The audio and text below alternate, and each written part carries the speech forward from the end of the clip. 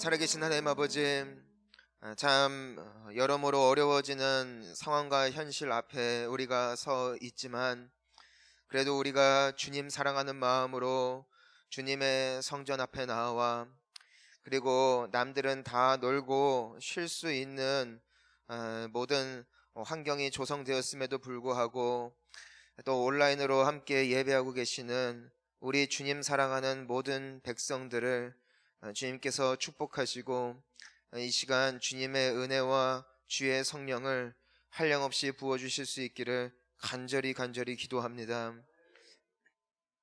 주님, 지금 이 시기 가운데 우리가 성령의 사람들 되게 하여 주옵시고, 성령의 능력으로 말미암아 이 모든 것들을 정말 아름다운 모습으로 잘 지나갈 수 있게 도와주옵시고, 긍휼히 여겨 주시어서 우리가 감당치 못할 시험 허락하지 아니하여 주시는 주님, 어서 속히 이 모든 환경을 또 우리가 뛰어넘을 뿐 아니라 또한 이 모든 환경들보다 더 크신 하나님의 능력에 힘입어 잘 감당해 나갈 수 있는 은혜의 백성들 되게 하여 주시옵소서. 주님, 기도하는 것은 이와 같은 현실 속에서도 우리에게 필요한 것은 주의 영의 충만하심인 줄 믿습니다. 주의 영이 임하실 때에 내 마음속에 있는 불안함과 두려움이 떠나가게 되어질 줄 믿습니다. 그리고 주의 영이 임하실 때에 우리는 욕먹는 인생이 아니라 많은 이들에게 선한 영향력을 끼치는 인생이 되어질 것이고, 주의 영광을 드러내는 놀라운 축복이 되어질 줄 믿습니다. 이 시간 다시 한번 나의 마음과 의지로 살아가는 인생이 아닌 나와 함께하여 주시는 주님의 영으로 말미암아 살아갈 수 있는 새 영으로 기름 부으심을 받을 수 있는 역사가 이 시간 나타나게 하여 주시옵소서. 예수님의 이름으로 기도하옵나이다. 아멘.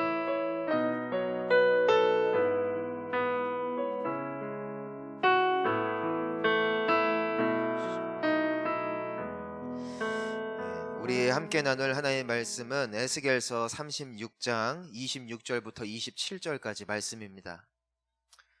에스겔 36장 26절에서 27절까지 말씀을 우리 함께 한 목소리로 읽습니다. 시작. 또 새 영을 너희 속에 두고 새 마음을 너희에게 주되 너희 육신에서 굳은 마음을 제거하고 부드러운 마음을 줄 것이며, 또 내 영을 너희 속에 두어 너희로 내 율례를 행하게 하리니 너희가 내 규례를 지켜 행할지라. 아멘. 광고 몇 가지 함께 하겠습니다. 여러분, 우리 마스크 교회 올 때 잘 착용해 주시고요. 놀라운 사실 하나 알려드릴게요. 코로나는 교회만 있는 게 아니라 바깥에도 있습니다. 식당에도 있고요. 여러분들이 좋아하는 사람에게 그 바이러스가 있을 수도 있습니다. 외식을 삼가 주십시오. 카페를 끊으십시오. 왜 그렇게 쳐다보세요? 카페를 끊으세요. 안 죽어요. 믿으시죠? 외식을 삼가세요. 그게 성도입니다.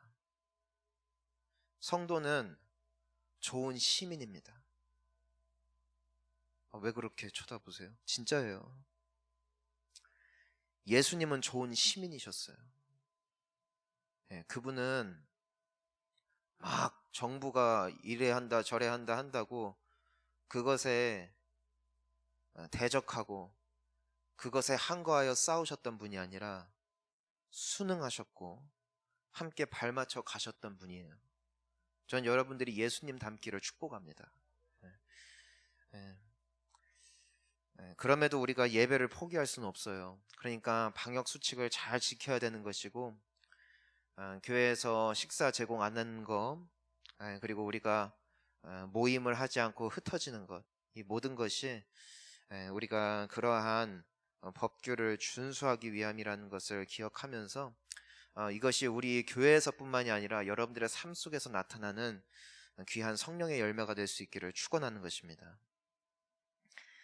재직총회가 돌아오는 토요일날 이제 저녁 7시 30분에 있어요. 이제 재직분들은 다 참여해 주시는 것이고요. 또 코로나로 인해서 식사 제공은 되지 않는데요.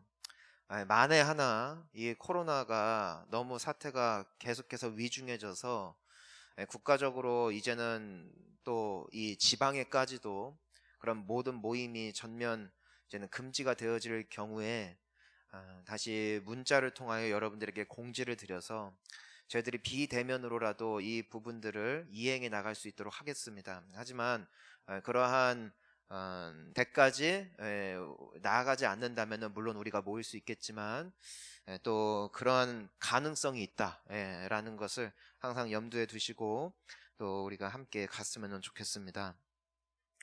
다음 주 저녁 예배 시에 올해 결산 및 내년 예산을 위한 공동의회가 있겠습니다. 또 다음 주에 서산시 복음화를 위한 특별 헌금에 참여해 주시기를 바라겠고요. 또 섬기실 수 있는 이제 봉사부서 신청서, 또 성전 꽃꽂이 감사 헌금 작정서를 제출해 주시기 바라겠습니다. 그리고 전교인 말씀 간증수기의 공모전이 진행 중에 있는데 또 여러분 우리가 한 해 동안 어떻게 지나갔는지 모르지만 하나님이 우리에게 주신 또 은혜의 말씀이 있고 그것을 다시 한번 돌이켜 보면서 감사할 수 있는 좋은 또 기회입니다. 함께 참여해 주시기를 바라고요. 자세한 문의는 우리 오상희 집사님께 해주시기를 바랍니다. 자, 우리 함께 인사하시겠습니다. 성령 충만합시다. 여러분 오늘날 그 코로나 사태가 점점 심각해지는데 뭐 잘 아시다시피 지금 당진에 있는 한 교회에서 예배 후에 식사 같이 했다가 40명 교인 중에 31명이 지금 확진 판정을 받게 되어서 지금 매스컴에도 지금 굉장한 이제 논란의 중심이 되어지고 있습니다. 사실 이 마스크를 끼고 방역 수칙을 잘 준수했음에도 불구하고 불가피하게 감염되어지는 사례도 있습니다. 이것은 안타까운 일이죠. 하지만 대부분의 감염은 방역 지침을 지키지 않은 안일함에서부터 나왔다는 것을 우리는 잘 알고 있습니다. 여러분 우리가 이와 같은 현실 속에 어떠한 말씀이 우리에게 필요할까? 하나님이 정말 우리에게 이 모든 코로나 사태를 통하여서 교회를 새롭게 하기를 원하시고 또 우리로 하여금 정결케 되어지기를 정말 원하시는데 여러분 코로나는 우리에게 기회가 되어지는 거예요. 왜냐면은 이게 진짜거든요. 진짜 진리는요. 우리가 평화의 때에 있든 어려운 때에 있든 우리가 높은 데에 있든 낮은 데에 있든 동일한 하나님의 진리의 말씀이기 때문에 만약에 우리가 지금까지 오해한 것이 있다면 이 기회를 통하여 우리가 다시 한번 하나님의 진리의 말씀을 제대로 깨달아 알면 되는 것이고 그때 우리의 내실은 단단해지는 것이에요. 저는 확신하는 게 있습니다. 코로나를 통해서 진짜 예배가 회복될 거예요. 왜냐하면 우리는 어떤 상황에서도 나는 예배하는 찬양을 좋아했다고요. 그리고 실제로 교회라는 어떤 이 공동체가 사람들에게 환심과 환대를 받을 때에 수많은 사람들이 모여들었어요. 하지만 환란이 찾아오자 흩어졌어요. 누가 남아요? 진짜가 남아요. 여러분 알고는 남는 거예요. 저는 여러분들이 이 모든 과정을 통하여 알곡으로서의 인정하심 받게 되어지기를 주님의 이름으로 축원하는 것입니다. 진짜 신앙은요 어떤 거냐면 로마 시대 때 즉 우리가 소위 참 교회상이다라고 칭송하는 그때의 성도들이 국가로부터 핍박을 받고 압제를 당하고 예배 금지를 당하고 그때 그들이 모일 수가 없었어요. 왜냐하면 모이면 죽으니까. 진짜 죽으니까. 지금 북한이나 중국이나 이 베트남과 같은 사회주의 국가는 실질적으로 예배 드리는 모든 것이 법적으로 금지가 돼 있죠. 제가 중국에 있을 때에도 몇몇 선교사님들이 감옥 갔다 오셨죠. 그리고 실질적인 중국의 그 영적 지도자들은 최소 몇 년씩은 다 감옥살이를 하셨어요. 고문을 당하셨고요. 왜냐하면 거기는 진짜 핍박을 하니까. 하지만 그럼에도 그들이 포기하지 않는 게 있어요. 숨어서 예배했다는 것이죠. 그들은 숨어서 기도했어요. 그리고 지금도 북한과 중국과 베트남에는 공식적으로 알려지지 않은 하나님을 예배하는 성도들이 지금도 많이 있습니다. 여러분, 진짜 예배가 뭘까요? 평화의 시대 가운데 모든 여건과 환경이 받쳐주고 모든 것이 안전하니까 드려지는 것이 진짜 예배일까요? 아니에요. 어떤 상황이 나에게 찾아온다 할지라도 끝까지 하나님 앞에 신앙의 절개를 지킬 수 있는 것, 이것이 진짜 예배인 줄 믿습니다. 여러분, 우리는 진짜가 되어져 가는 거예요. 그리고 하나님은 많은 숫자를 통하여 일하시는 분이 아니라 진짜 하나님을 사랑하는 진짜 성도들을 통하여 오늘도 영광 받으시는 줄 믿습니다. 여러분, 이 과정은 축복의 과정이 되어질 거예요. 그렇다면 우리에게 정말 필요한 게 뭘까? 왜냐하면 우리는 절대로 잊어서는 안 되는 것이, 우리는 하나님을 믿는 백성들이지만 이 땅에 몸을 담고 있는 사람들이라는 것이고, 하나님께서 우리를 부르셨음은 그저 예배자로만 부르신 것이 아니라 이 세상 가운데, 이 땅 가운데 이웃들 사이 속에 빛과 소금으로서의 역할을 감당하라고, 예수 그리스도의 성품과 그분의 향기를 드러내는 삶을 살아야 된다고 우리를 이 땅 가운데 보내셨기 때문이에요. 점점 교회의 모임과 어떤 예배와 이런 여러 가지 것들이 많은 사람들에게 피해를 끼치고 있고, 또한 많은 사람들에게 질타를 당하고 있는 이 시점에 우리가 정말 다시 한번 배워야 되고, 우리가 다시 한번 깨달아야 되고, 우리가 다시 한번 깊이 묵상해야 되는 것이 바로 성령 충만이에요. 여러분, 지금 우리에게 필요한 것은요, 도덕이 아니에요. 성령 충만이에요. 왜냐하면 성령 충만하면 우리의 도덕관이 회복되어지기 때문이고요. 내가 성령 충만하면은요, 내가 지키지 않던 법규를 준수하는 좋은 시민으로 거듭날 수 있기 때문이에요. 여러분, 성령 충만하면 여러분들은 세상에 귀한 모습으로 하나님께 영광 되어질 줄 믿습니다. 우리가 성령 충만해야 돼요. 성령 충만하다는 것은 내가 교회에서 과격한 사람이 되어서 마스크도 뭐고 다 제껴버리고, 세상의 법이고 뭐고 다 제껴버리고, 나는 하나님만 믿는 사람이다 라면서 나아가는 인생이 성령 충만한 인생이 아니라, 성령 충만하다는 것은 예수의 영이 내 안에 있다는 것이고, 즉 예수의 영이 내 안에 있다는 것은 내가 예수를 닮는다는 거예요. 여러분, 예수님은 축복이셨어요. 그분은 성도들에게, 그리고 가난하고 압제받는 자들에게도 축복이셨지만 당시의 정권에도 축복이셨어요. 왜냐? 그분은 선동하지 않아요. 그분은 법을 준수해요. 하지만 그럼에도 가십거리예요. 왜? 하나님을 사랑하기 때문에. 여러분, 이 두 가지 모습이 함께 나타나는 것, 이것이 성령 충만입니다. 우리는 너무나 종종 하나님 앞에서만 충성하고 하나님 앞에서만 잘하고 하나님 앞에서만 열심을 품는 것이 성령 충만한 모습이라고 착각했는지 모르겠어요. 아니에요. 우리는 하나님과 이웃 가운데 칭찬받는 모습으로 서는 것, 이것이 예수님을 닮은 모습인 줄 믿습니다. 그러니까 우리가 이 코로나 상황들을 통하여서, 그리고 오늘 말씀을 통하여서 내가 과연 서야 할 자리, 내가 성령에 충만하다는 것이, 즉 내가 교회에서 뿐만이 아니라 내가 성도들을 만날 때 뿐만이 아니라 내가 이 세상 가운데 정말 성령 충만한 사람으로서 예수님 닮은 모습이 어떠한 모습인지 다시 한번 우리가 지켜보면서 정말 그런 사람들 될 수 있기를 주님의 이름으로 축원하는 것입니다. 여러분, 오늘 우리가 성령에 충만할 수 있는 세 가지 방법을 우리가 함께 말씀을 통하여 배웠습니다. 자, 첫 번째가 뭐였어요? 찬양하는 거였어요. 찬양. 저는 여러분들이 예배에 오실 때 찬양의 시작과 함께 예배가 시작되어짐을 분명하게 기억하셨으면 좋겠어요. 여러분, 저녁 예배의 시작은 7시 30분이 아닙니다. 7시예요. 여러분, 찬양과 함께 드려지는 하나님을 만날 수 있는 기회를 놓치지 않기를 주님의 이름으로 축원합니다. 주일 예배의 시작은 6시 50분이에요. 8시 50분이에요. 10시 50분이에요. 11시, 9시, 7시가 아니에요. 성령의 충만한 임재하심은 찬양과 함께 시작되는 것이에요. 찬양이 회복된 교회는요, 성령의 임재하심이 있어요.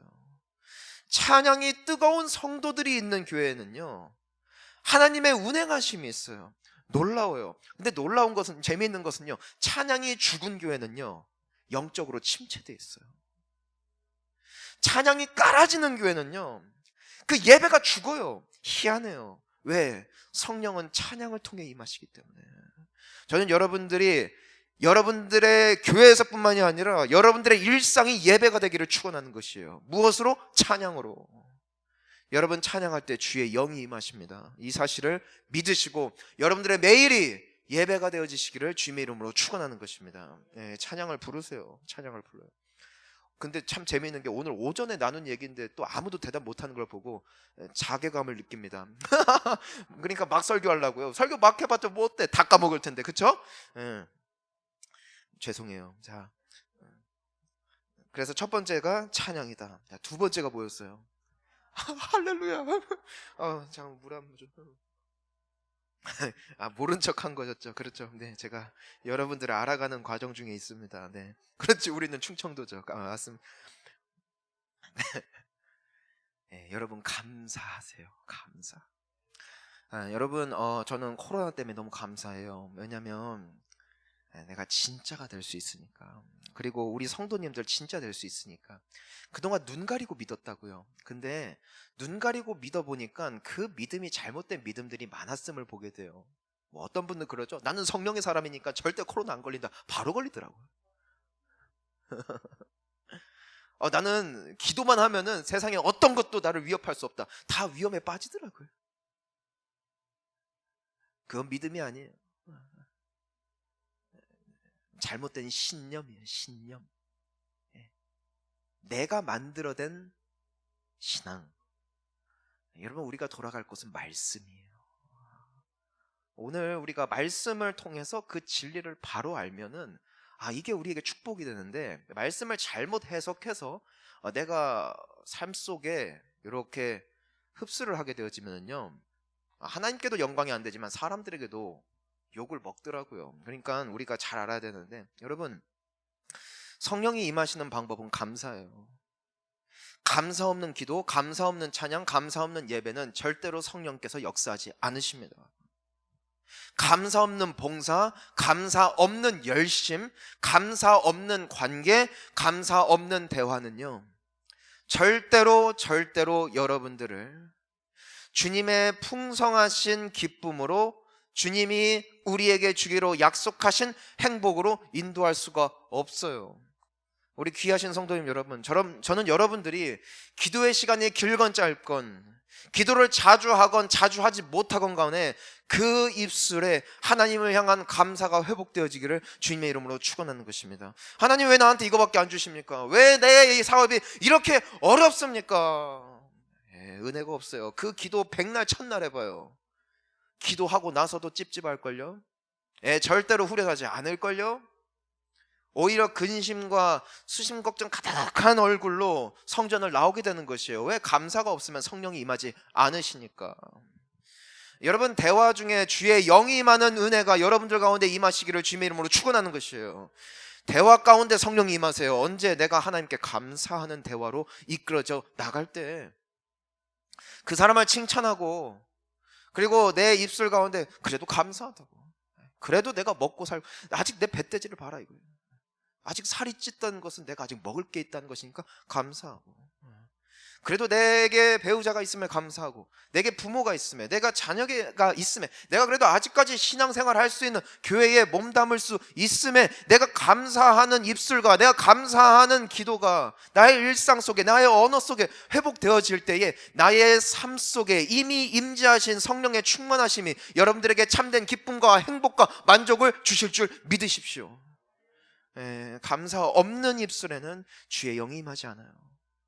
기억하세요. 세 번째가 뭐였어요? 그렇지, 걸렸다. 옳지. 뭐였어요? 피차 복종하라. 그러니까 이것이 막 서로에게 명령 내리고 서로 막 순종하고 이 말씀이 아니라 내 안에 누가 계시다? 예수가 계시다. 자, 우리 옆에 분들과 인사하시겠습니다.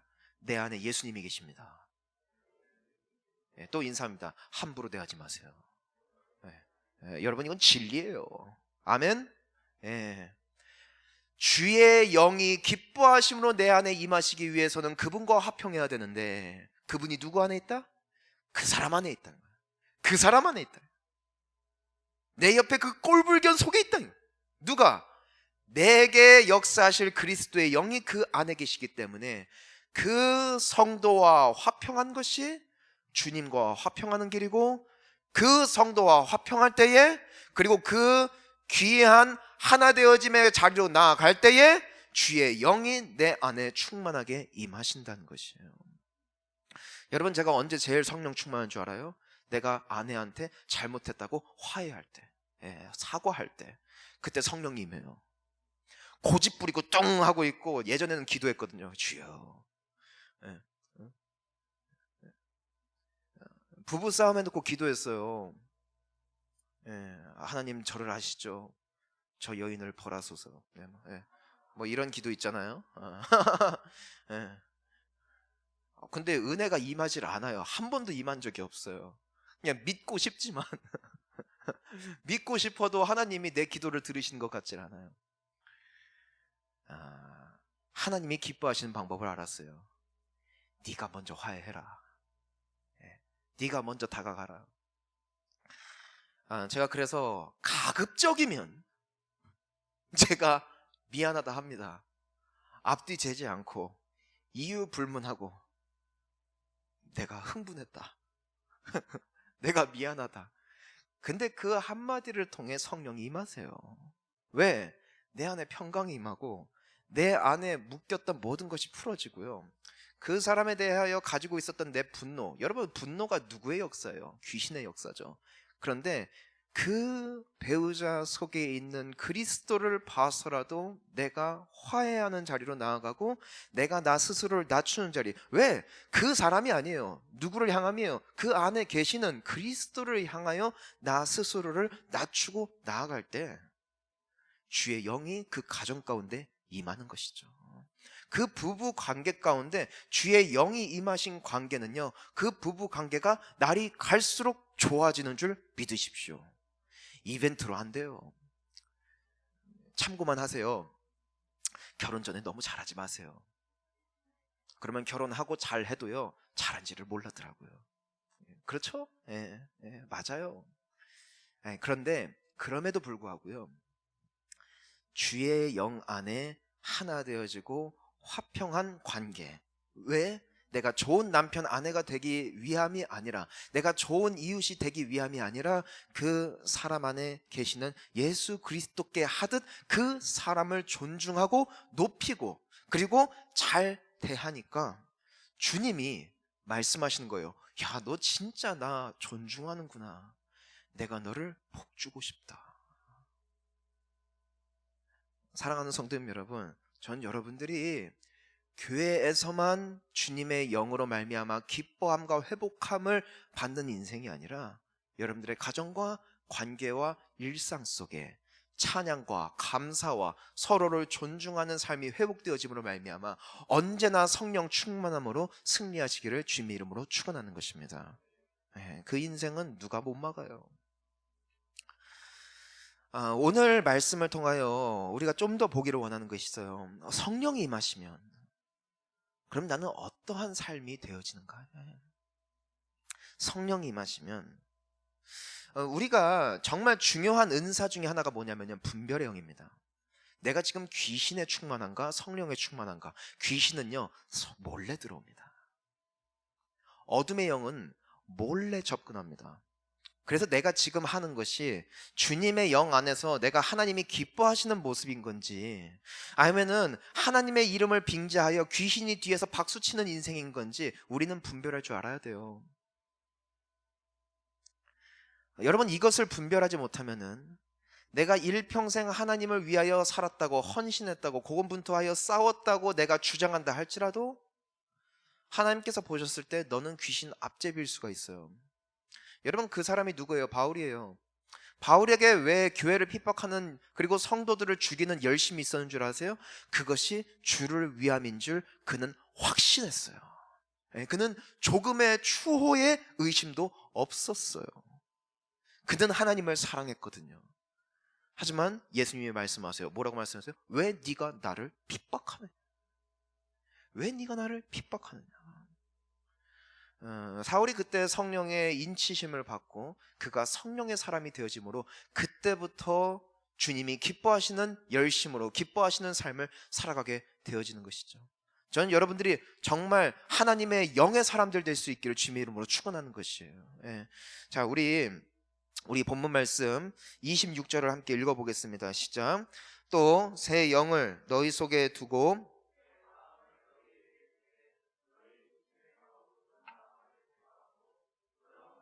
줄 것이며. 아멘. 여러분, 주님의 영이 여러분들의 마음속에, 우리의 심령 가운데 임할 때에 가장 먼저 회복되어지는 게 뭔지 알아요? 똥꼬집이 없어진다는 겁니다. 아멘이세요? 그게 성령의 일하심이에요. 내가 평생 어떠한 소신을 갖고 살았던 간에 주의 영이 임하시면요, 나의 마음이 굳은 마음에서 부드러운 마음으로, 나의 고집에서 관대한 마음으로, 관용의 마음으로 열리는 것이 성령께서 임하실 때 우리에게 나타나는 특징이에요. 여러분, 성령의 사람들은요 절대로 고집을 부리지 않아요. 성령의 사람들은요 너그러워요. 포용력이 넓어요. 품을 줄 알아요. 왜? 내 굳은 마음이 있었죠. 하지만 주의 영이 임하시자 내 안에 있었던 그 강팍한 마음이 어떻게 돼요? 제거되는 거예요. 예, 제거되는 거예요. 무장해제가 되는 것이죠. 누구를 닮아? 예수를 닮는 것이죠. 사랑하는 성도님 여러분, 성령 받으시기를 축복합니다. 다투지 마세요. 근데 다투지 말라고 안 되는 게 아니라 언제 된다고요? 성령이 임하셔야 된다고요. 왜냐면 난 인간이니까.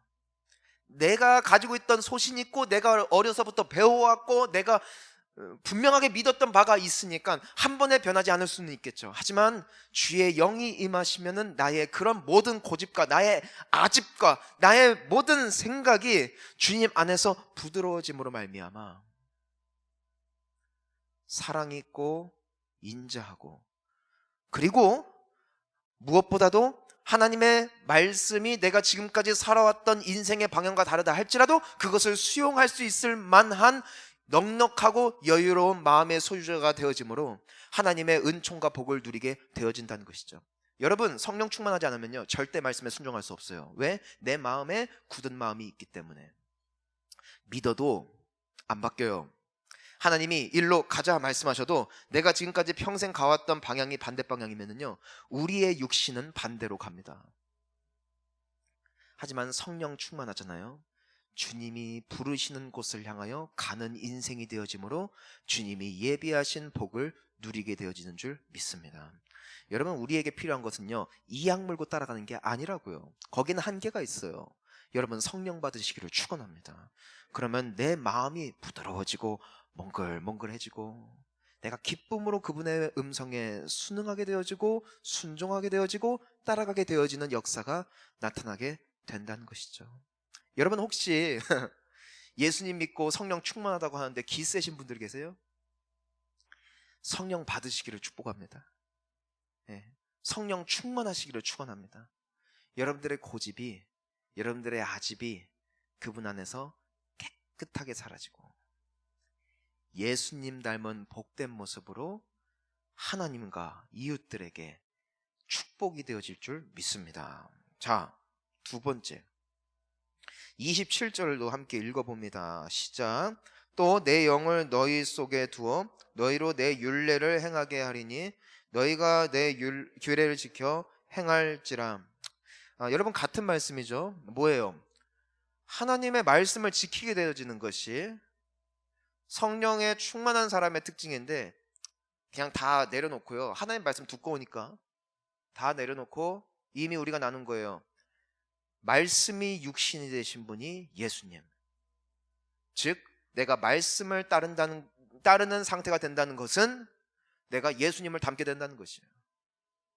언제? 성령 충만할 때. 성령 충만은 눈이 뒤집히고 막 이상한 언어로 방언을 막 쏟아내고 막 안수기도 하면서, 예? 이것만이 성령의 충만함의 어떤 모습이 아니라 예수님의 성품을 담는 거예요. 예수님의 인품을 담는 거예요. 예수님 화가 되어지는 것, 따라서 복이 되어지는 것이죠. 왜 이 말씀을 드리는가? 오늘날 코로나로 말미암아 이런 생각을 해요. 교회와 성도들이 성령 충만하여 예수님을 닮았다면 우리는 어떠한 모습이었을까? 그런 생각을 해보는 거예요. 그래서 우리가 한번 그걸 생각해 보겠습니다. 예수님처럼 살게 되어질 때 우리에게 나타나게 될 첫 번째 모습, 국가의 통치를 따를 거예요. 정치적 이념을 떠나 국가 수장의 다스림을 따르는 것이 예수님의 모습이었습니다. 여러분, 정치적으로 싸우는 거 귀신이 좋아하는 것임을 믿으세요. 그냥 믿으세요. 그건 예수님의 모습이 아니에요. 예수님은 단 한 번도 선동하신 적이 없어요.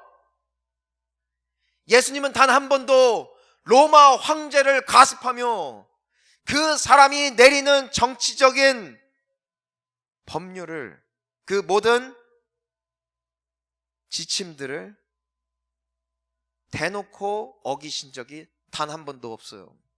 오히려 사람들이 예수님을 시험하죠. 바리새인들과 서기관들, 그 고질적인 종교인들 말입니다.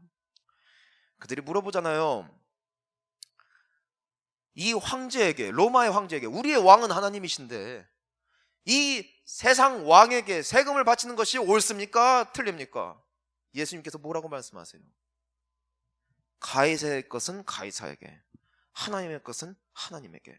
그러니까 세금 낼 거 열심히 내고 국가의 어떤 지침에 따라 잘 살고, 하지만 하나님께 드릴 것 하면서 살아가는 이 균형을 잡은 인생이 참 그리스도인이다, 예수님이 말씀하시는 거예요. 예수님이 성전에 들어가시는데 성전세가 있어요. 내라는 거예요. 예수님이 누구세요? 하나님의 아들. 성전의 왕이 누구세요? 하나님. 그러니까 예수님은 누구예요? 하나님의 아들이니까 성전에 자기 집인데, 자기 아빠 집인데 들어갈 때 세금을 낸다는 게 말이 됩니까? 예수님이 싸울 수 있었을까요? 없었을까요? 있죠. 나는 하나님의 아들이다, 나는 성전세를 낼 필요가 없다, 그게 맞아요. 그것이 베드로의 주장이었어요. 하지만 예수님이 뭐라고 말씀하신 줄 아세요? 그러나 우리가 그들이 실족하지 않게 하기 위하여 성전세를 내자. 그리고 성전세 내고 들어가세요. 본인이 하나님의 아들이 아니기 때문이 아니라, 성전세를 안 내도 될 만한 권리가 없기 때문이 아니라, 무엇을 위하여? 선한 본이 되어지시기 위하여. 예수님은 세상의 법이 비록 잘못된 법이었다 할지라도 그 법을 따르는 좋은 시민이었어요. 여러분, 마스크 끼시고 방역 지침 잘 준수하라는 말씀이 바로 여기에 예수님을 닮은 모습이 있기 때문이라고요. 나는 성도인데, 나는 하나님의 자녀인데 왜 내가 국가가 하라는 대로 하냐, 나는 못한다, 이런 분들이 계세요. 예수님 닮으시기를 주님의 이름으로 축원합니다. 그러니까 성령 충만하다는 것은요, 내가 순응할 줄 아는 부드러운 마음. 예수님 닮은 거예요. 여러분 성령 충만하실 때 이 은혜가 임할 줄 믿습니다.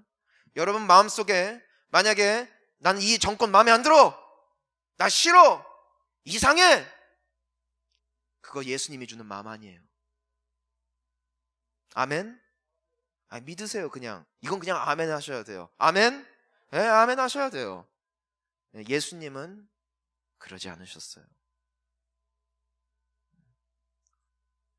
두 번째, 우리가 두 번째로 기억해야 되는 모습은요, 그럼에도 예수님은 하나님이 우선이었다는 거예요. 자, 우리 이 균형이 필요합니다. 마태복음 12장 18절 한번 읽어볼게요. 시작. 보라, 내가 택한 종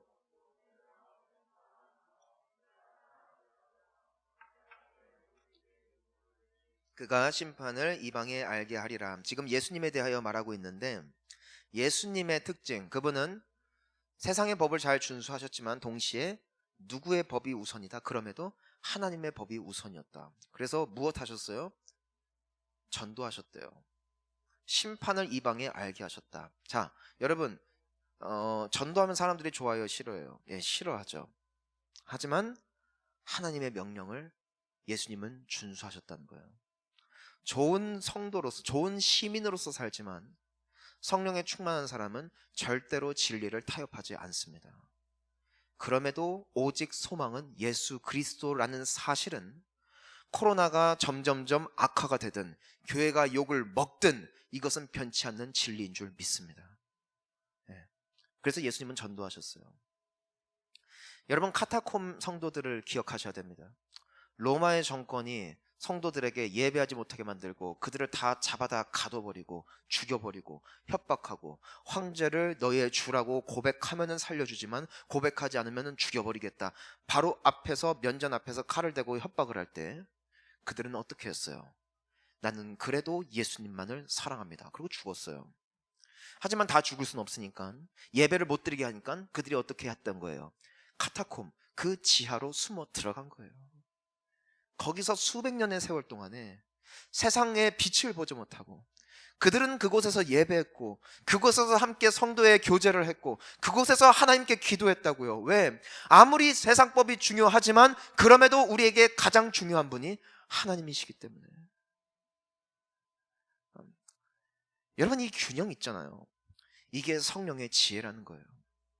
우리가 지금 그럼에도 왜 예배하는 줄 아세요? 만약에요 여러분 국가에서 20명 미만 하면은 우리 교회 20명 미만으로 예배할 거예요. 왜? 따라야 되니까. 하지만 우리는 온라인으로 예배를 끝까지 이어나갈 거예요. 왜? 우리에게 중요한 분이 하나님이시니까. 우리는 교회에 올 때에 헌금하지만 내가 오지 못하더라도 계좌이체 하더라도 하나님께 헌금할 거예요. 왜? 나는 하나님을 그럼에도 사랑하니까. 여러분 다니엘을 보세요. 그는 성령의 사람이에요. 기도 못하게 사람들이 옆에서 다 모든 협박을 중용하고 이 사람 죽을 수밖에 없는 환경 가운데 둠에도 불구하고 다니엘이 본인이 욕을 먹는 것을 알매도 불구하고 무엇을 해요? 성전을 향하여 문을 열고 하나님께 기도했다는 것이에요. 기도하면 죽는 걸 알지만 기도하면 욕 먹는 것 알지만 그럼에도 그에게 가장 소중한 분이 누구시다? 하나님. 저는 여러분들이 좋은 시민이 되어져야겠지만 그럼에도 하나님을 가장 사랑하는 성도들 되어지는 것, 이것이 예수님의 모습이고 성령의 충만한 이들에게서 나타나는 특징임을 잊지 마시기를 소망합니다. 여러분 그냥 우리가 지킬 것 지키고요, 물론 방역지침 지킨다는 전제하에요, 예배 나오시고요, 기도하시고요, 욕 먹어야 된다면 욕을 먹으십시오. 여러분 예수를 위하여 욕 먹을 기회 평생 얼마 없어요. 믿으세요? 욕 먹으세요. 그리고 주님께 칭찬 받으세요. 어차피 끝 떠날 거, 그렇죠? 우리가 막 마스크 훌렁 벗자는 게 아니잖아요. 최선을 다하되 주님 앞에 지킬 소신을 지킬 줄 아는 것.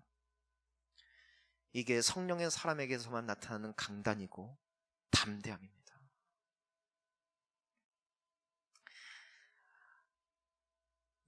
사랑하는 성도님 여러분, 오늘 우리가 성령 충만하면 어떤 모습인가 우리가 다시 한번 생각을 해보았습니다. 물론 성령께서 임하시면 나에게 화평이 임하고 기쁨이 임하고 이것이 우리에게 필요한 모습이에요. 하지만 우리에게 오늘 필요한 것은 무엇이다? 영을 분별하는 거예요. 영을 분별하는 거예요. 주님의 사람 되시기를 축복하고요, 하나님의 음성을 분별할 줄 아는 은혜가 여러분들에게 임하기를 주님의 이름으로 축원합니다. 따라서 하나님께 기쁨이고 내 주변 사람들에게 기쁨이고 예수 그리스도의 성품과 사랑과 그분의 인자하심이 여러분을 통하여 이 코로나 시대에 온전하게 구현되어짐으로 말미암아 끝내 승리하고 끝내 주님께 인정하심을 받고 그리고 끝내 교회가 소망임을 알릴 수 있는 귀한 축복의 통로가 여러분들이 되어질 수 있기를 주님의 이름으로 축원합니다. 우리 함께 기도하시겠습니다.